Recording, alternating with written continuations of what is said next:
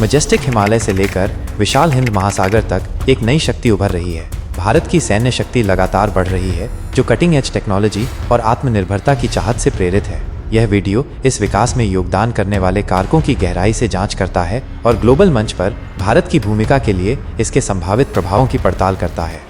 क्या भारत वास्तव में एक प्रमुख सैन्य शक्ति बनने की कगार पर है, या ये सिर्फ एक क्षणिक उछाल है? आइए हमारे साथ जुड़ें और भारत की विकसित होती रक्षा क्षमताओं की कहानी को उजागर करें।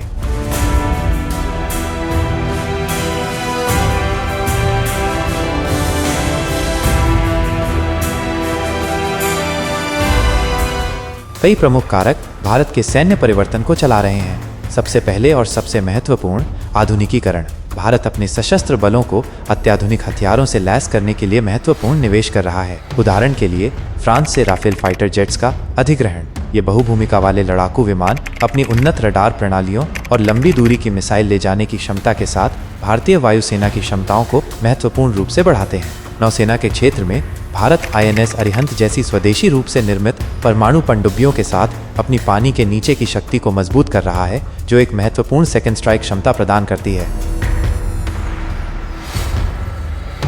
दूसरा, स्वदेशी विकास भारत की रक्षा रणनीति का एक कॉर्नरस्टोन है। ध्यान देश के भीतर सैन्य हार्डवेयर के डिजाइन, विकास और निर्माण पर है। ब्रह्मोस क्रूज मिसाइल रूस के साथ एक संयुक्त उद्यम वर्ल्ड क्लास सुपरसोनिक मिसाइलों का उत्पादन करने की भारत की क्षमता को प्रदर्शित करता है। इसी तरह Tejas light combat aircraft fighter jet उत्पादन में आत्मनिर्भरता की दिशा में एक महत्वपूर्ण कदम का प्रतिनिधित्व करता है।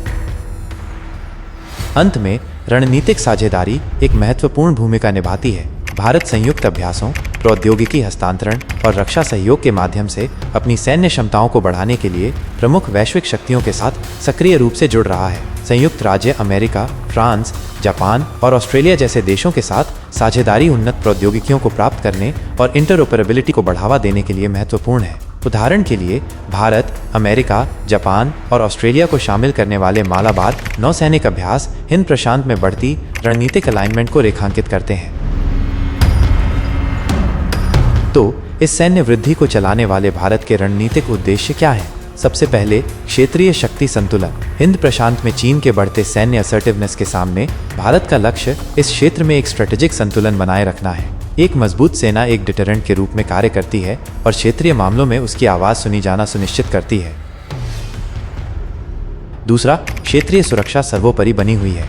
भारत पाकिस्तान और चीन के साथ लंबी और अक्सर विवादित सीमाएं साझा करता है। एक मजबूत सेना में निवेश को अपनी क्षेत्रीय अखंडता की रक्षा करने और किसी भी बाहरी खतरे का प्रभावी ढंग से जवाब देने के लिए आवश्यक माना जाता है। इन सीमाओं पर चल रहे आधुनिकीकरण के प्रयास इस प्रतिबद्धता को दर्शाते हैं। तीसरा, भारत की एक बड़ी वैश्विक भूमिका की आकांक्षाएं हैं। अपनी बढ़ती अर्थव्यवस्था और आबादी के साथ भारत वैश्विक सुरक्षा में एक महत्वपूर्ण योगदानकर्ता बनना चाहता है। इसमें संयुक्त राष्ट्र शांति अभियानों में भाग लेना, मानवीय सहायता कार्यों और आतंकवाद और समुद्री डकैती के खिलाफ अंतर्राष्ट्रीय प्रयासों में योगदान करना शामिल है। एक मजबूत सेना जिम्मेदारी से शक्ति प्रक्षेपित करने और वैश्विक स्थिरता में योगदान करने की अपनी क्षमता को बढ़ाती है। भारत की बढ़ती सैन्य शक्ति के संभावित प्रभाव क्या हैं? सबसे पहले, बढ़ा हुआ प्रभाव। एक मजबूत सेना स्वाभाविक रूप से अधिक क्षेत्रीय और वैश्विक प्रभाव में तब्दील होती है। भारत का राजनयिक लाभ और अंतर्राष्ट्रीय मानदंडों और नीतियों को आकार देने की उसकी क्षमता बढ़ने की संभावना है। यह बहुपक्षीय मंचों में एक अधिक प्रमुख भूमिका और वैश्विक निर्णय लेने में एक बड़ी बात कहने का कारण बन सकता है। दूसरा, क्षेत्रीय गतिशीलता महत्वपूर्ण रूप से प्रभावित होगी। भारत की सैन्य प्रगति अनिवार्य रूप से अपने पड़ोसियों, विशेष रूप से चीन और पाकिस्तान के साथ उसके संबंधों को प्रभावित करेगी। जबकि इसका उद्देश्य स्थिरता है, यह बिल्डअप क्षेत्र में प्रतिस्पर्धा की एक बढ़ी हुई भावना और हथियारों की दौड़ की संभावना भी पैदा कर सकता है।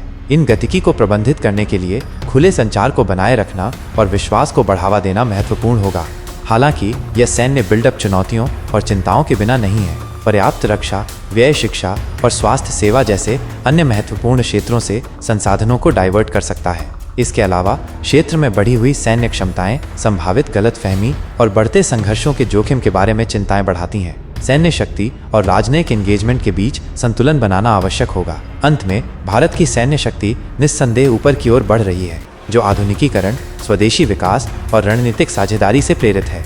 इस वृद्धि के क्षेत्रीय स्थिरता और ग्लोबल मंच पर भारत की भूमिका के लिए महत्वपूर्ण निहितार्थ हैं। आपको क्या लगता है कि भारत की सेना का भविष्य क्या होगा?